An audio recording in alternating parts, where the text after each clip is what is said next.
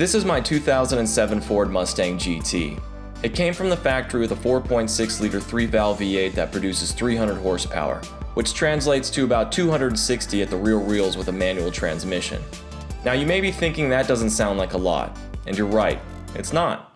And Ford felt the same way. So for the 2011 model year, Ford introduced a mildly redesigned Mustang with an all-new motor.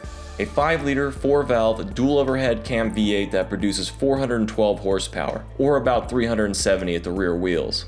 This larger, more advanced, and high-revving power plant is called the Coyote, and it's still powering Mustangs and Ford trucks today.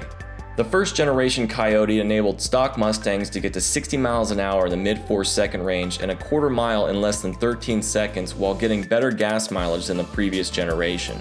The 2011 and newer Mustangs handily outperformed the 05 to 2010 generation, making which Mustang to buy a pretty straightforward choice for anybody. But I really like how the 2005 to 2009 Mustangs look. So much so that when I bought mine, I straight up prioritized styling over performance by going with the older, slower model just because of the way it looked. Something to do with the blend of retro and modern styling while maintaining that classic American Mustang look that just does it for me.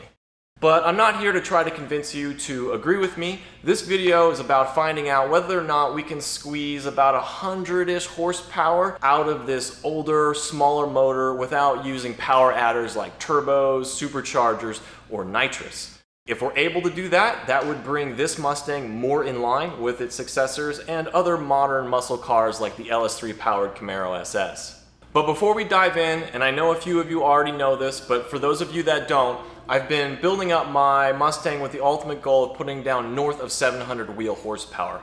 There's a Google sheet in the description below that details everything that's been done and will be done to the car to hit those numbers. So if you're curious about that information, be sure to check that out.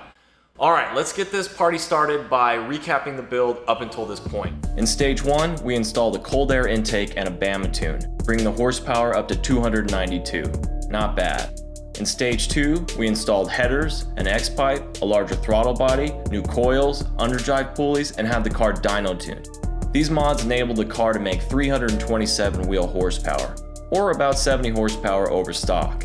And in stage 3, we installed a new set of cams called Detroit Rockers.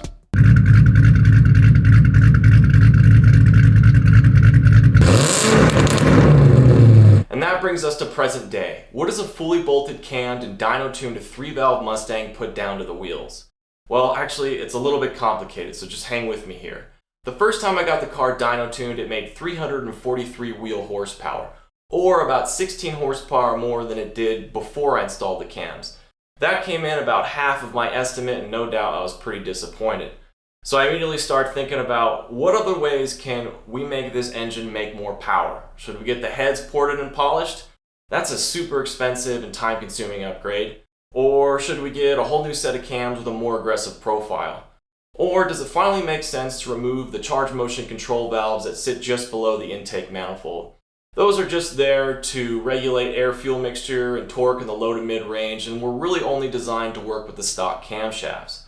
So given those options, I decide to order myself a pair of Steeda's delete plates. So I take off the stock intake manifold, remove the charge motion control valves, put the delete plates on, put the intake manifold back on the car, and head back to the dyno. Now initially when we put the car on the dyno, it wasn't running that well at all. We had to reload the tune that was on the car previously because when you disconnect the charge motion control valve connector from behind the intake manifold, it puts the car's tune into some kind of safe mode.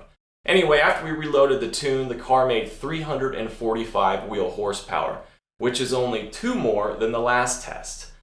So yeah, we're moving in the right direction or whatever, but I'm still really disappointed with that number.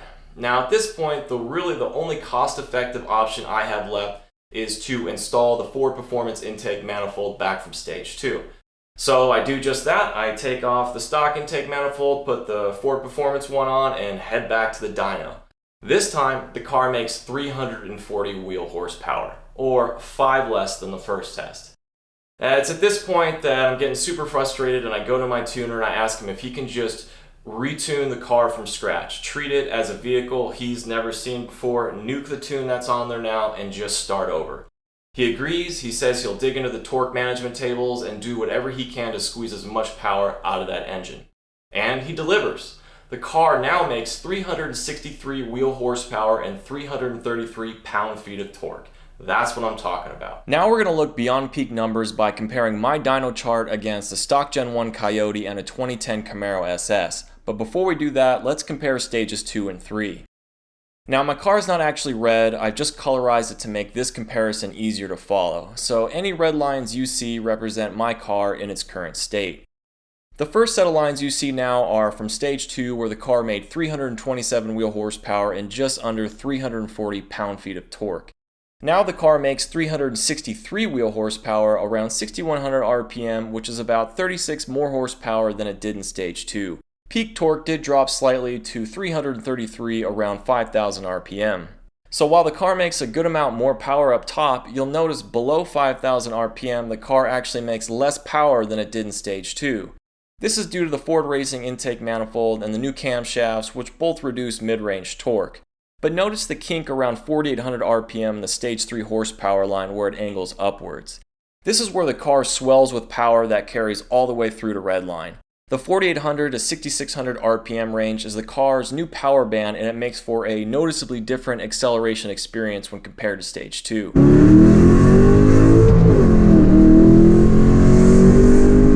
One more thing I'd like to bring up before we move on is the range above 6000 RPM. Notice how the stage 2 horsepower line quickly drops off while the stage 3 line peaks and for the most part just goes sideways.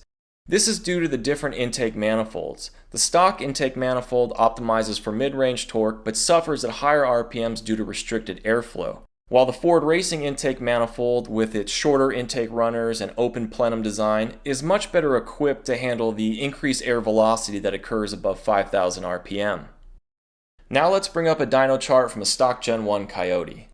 You can see my Mustang makes comparable power around 6000 RPM but doesn't quite stack up in the mid-range where I'm down about 30 horsepower. But if I were to get into a roll race with one of these, we'd be rowing between the 5 and 7000 RPM range where I'd have at least a pretty good chance of not getting gapped. Now let's bring up a dyno run from a 2010 Camaro SS. Once again, you can see my Mustang makes comparable power around 6000 RPM, but at 6.2 liters, the Camaro makes gobs of power all the way through the band. It's just hard to compete with that much displacement on a naturally aspirated setup. One interesting thing to note about the Camaro's power is that it peaks earlier and drops off more quickly than both the 3-valve and the Coyote, which I think is just characteristic of pushrod engines in general. Hey, that's all folks. Let me know what you guys think of the new power numbers down below, and hopefully you stick around for the next video. Peace.